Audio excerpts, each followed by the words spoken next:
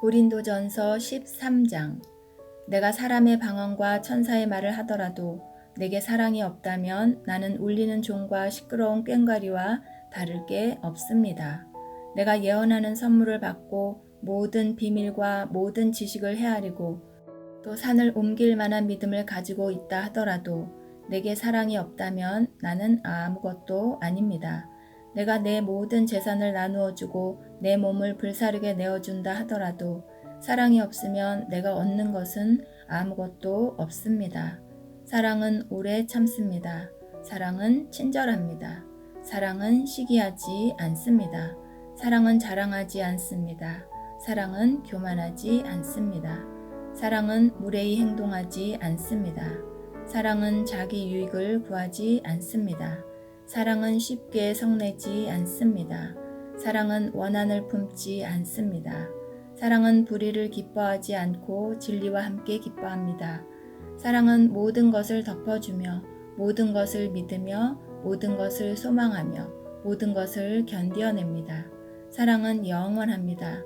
예언은 있다가도 없고 방언도 있다가 그치며 지식도 있다가 사라질 것입니다.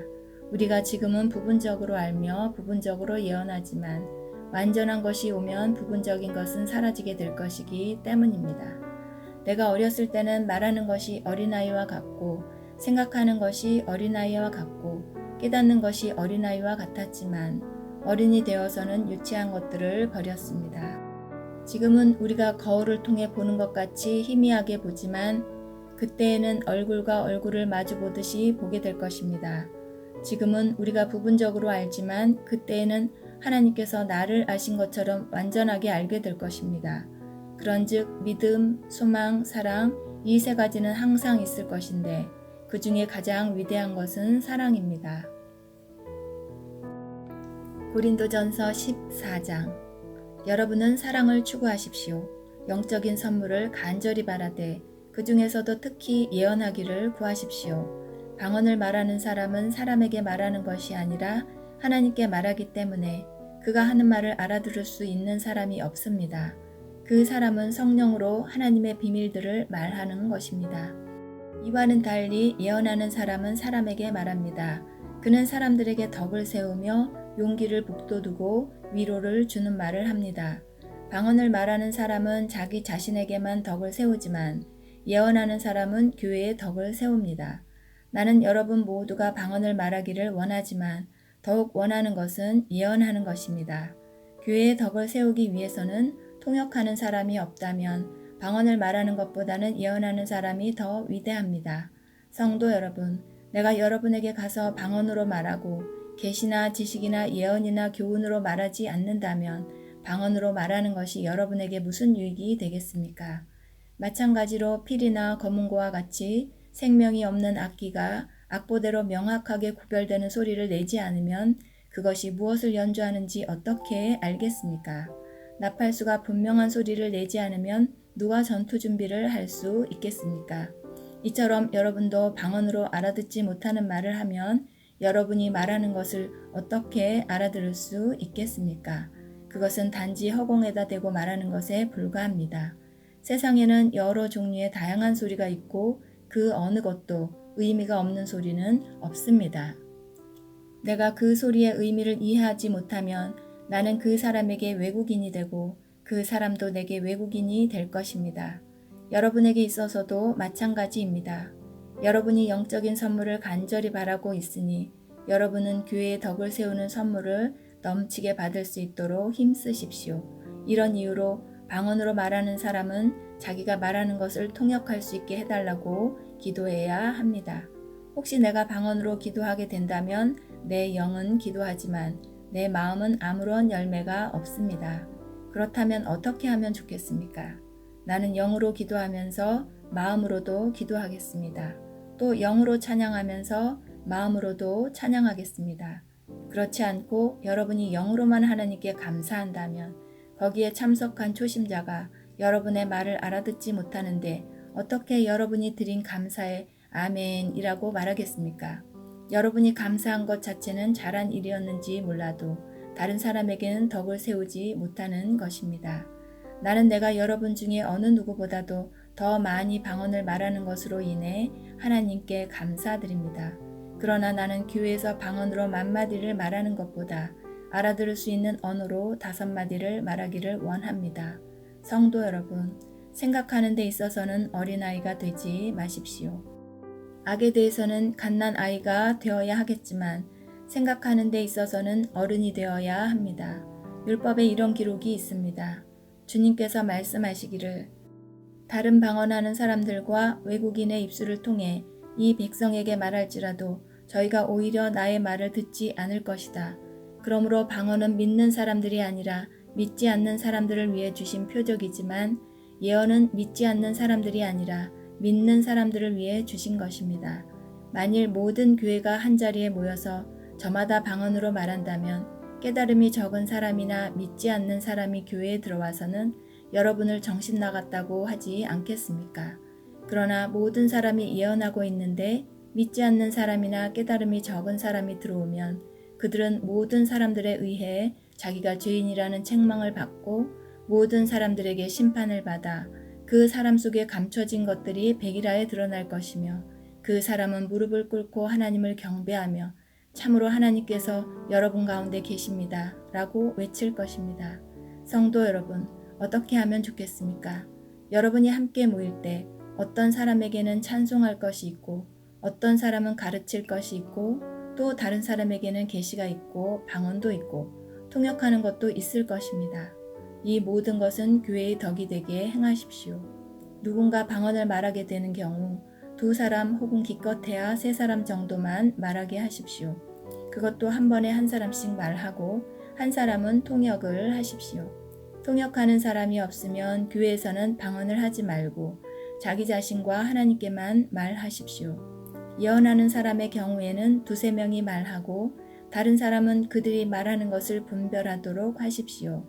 그러나 만일 앉아있는 다른 사람에게 계시가 내리면 먼저 예언하던 사람은 예언을 그쳐야 합니다. 이래야 여러분 모두가 차례대로 예언할 수 있게 되어 모든 사람들이 교훈과 격려를 받게 됩니다. 예언자들의 영은 예언자들의 자기 절제에 의해 통제를 받습니다. 하나님은 무질서의 하나님이 아니라 평화의 하나님이십니다. 성도들의 모든 교회에서 그렇게 하듯이 여자는 교회에서 말없이 있어야 합니다. 여자들이 말하는 것은 허락되지 않았습니다. 율법에서 말하듯이 여자들은 복종해야 합니다.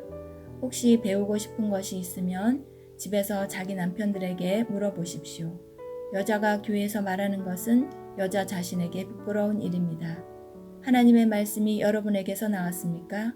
아니면 하나님의 말씀이 여러분에게만 내렸습니까? 누구든지 자기를 예언자나 영적인 선물을 받은 자로 생각하는 사람이 있으면 내가 여러분에게 쓴 것이 주님의 계명이라는 것을 명심하십시오. 이러한 사실을 인정하지 않는 사람은 자신도 인정받지 못할 것입니다. 그러므로 나의 성도 여러분, 예언하기를 간절히 바라십시오. 그리고 방언으로 말하는 것을 막지 마십시오. 다만 모든 것을 적당하게 하고 질서 있게 하십시오. 고린도전서 15장. 성도 여러분, 내가 여러분에게 전파한 복음에 대해 여러분에게 알려드리려고 합니다. 여러분이 받아 그 안에 굳게 선 복음 말입니다. 내가 여러분에게 전파한 말씀을 굳게 붙들고 헛되이 믿지 않으면 여러분은 이 복음으로 구원을 얻습니다. 내가 받은 가장 중요한 것을 여러분에게 전해 주었습니다. 그리스도께서 성경에 기록된 대로 우리 죄를 위해 죽으신 것과 장사 지낸 바 되었다가 성경에 기록된 대로 3일 만에 다시 살아나셨다는 것과 그리고는 베드로에게 나타나시고 그 후에 12제자에게 나타나시고 그 후에 한 번에 500명이 넘는 사람들에게도 나타나셨다는 사실입니다. 그 사람들 중에는 이미 죽은 사람들도 있지만 대부분은 아직도 살아 있습니다. 그 후에 야고보에게 그 다음에 모든 사도들에게 나타나시고 맨 마지막으로 조사나와 같은 나에게도 나타나셨습니다. 나는 모든 사도들 중에서 가장 작은 사람입니다. 나는 과거에 하나님의 교회를 핍박했던 사람이기 때문에 사도라고 불릴 자격이 없습니다. 그러나 지금의 나는 하나님의 은혜로 된 것이므로 내게 베푸신 그분의 은혜가 헛되지 않습니다. 나는 다른 사도들보다 더 열심히 일하였습니다. 그러나 그 일은 내가 한 것이 아니라 나와 함께 하시는 하나님의 은혜로 한 것이었습니다. 내가 되었든지 아니면 그 사람들이 되었든지 간에 우리가 전파한 복음은 이런 내용이고 여러분은 이것을 믿었습니다. 그리스도께서 죽은 자들 가운데서 다시 살아나셨다고 우리가 전파하는데 여러분 중에서 죽은 자들의 부활이 없다고 말하는 사람이 있는 것은 어찌 된 일입니까? 죽은 자들의 부활이 없다면 그리스도께서도 다시 살아나지 못하셨을 것입니다. 그리고 그리스도께서 다시 살아나지 못하셨다면 우리가 전파한 복음도 헛되며 여러분의 믿음도 헛될 것입니다. 그뿐만이 아닙니다. 우리는 하나님께서 그리스도를 다시 살리셨다고 그분에 대해 증언했으니 하나님에 대해 거짓 증언한 사람들로 판명될 것입니다. 죽은 자들이 다시 살아나지 못한다면 하나님께서 그리스도를 다시 살리지 않았을 것입니다. 참으로 죽은 자들이 다시 살아나는 일이 없다면 그리스도께서도 다시 살아나지 못했을 것입니다. 그리고 그리스도께서 살아나지 않으셨다면 믿음은 공허한 것이 될 뿐더러 여러분은 여전히 죄 가운데 있을 것입니다. 그렇게 되면 그리스도를 믿다가 죽은 사람들도 멸망했을 것입니다. 우리가 그리스도 안에서 소망하는 것이 이 세상 삶에 그친다면 우리는 이 세상 어느 누구보다도 불쌍한 사람들일 것입니다. 그러나 이제 그리스도께서 죽은 자들 가운데서 다시 살아나 잠자는 자들의 첫 열매가 되셨습니다. 죽음이 한 사람을 통해 온 것처럼 죽은 자들의 부활도 한 사람을 통해 옵니다. 아담 안에서 모든 사람이 죽은 것 같이 그리스도 안에서 모든 사람이 생명을 얻게 될 것입니다. 하지만 각각 차례가 있습니다. 첫 열매이신 그리스도께서 먼저요. 그 다음에는 그리스도께서 재림하실 때 그리스도께 속한 사람들입니다. 그리고 나서 그리스도께서 모든 권력과 모든 권세와 능력을 멸하고 나라를 하나님 아버지께 돌려드릴 마지막 때가 올 것입니다. 그리스도께서는 모든 원수를 자기의 발 아래 두실 때까지 당연히 왕노릇 해야 합니다. 그리스도께 멸망받을 마지막 원수는 죽음입니다. 성경에 하나님께서 모든 것을 그분의 발 아래 복종시키셨다라고 기록되어 있습니다. 여기서 모든 것을 그분의 발 아래 복종시킨다고 할 때는 모든 것을 그리스도 아래 두신 하나님 자신은 그 안에 포함되지 않는다는 것이 분명합니다.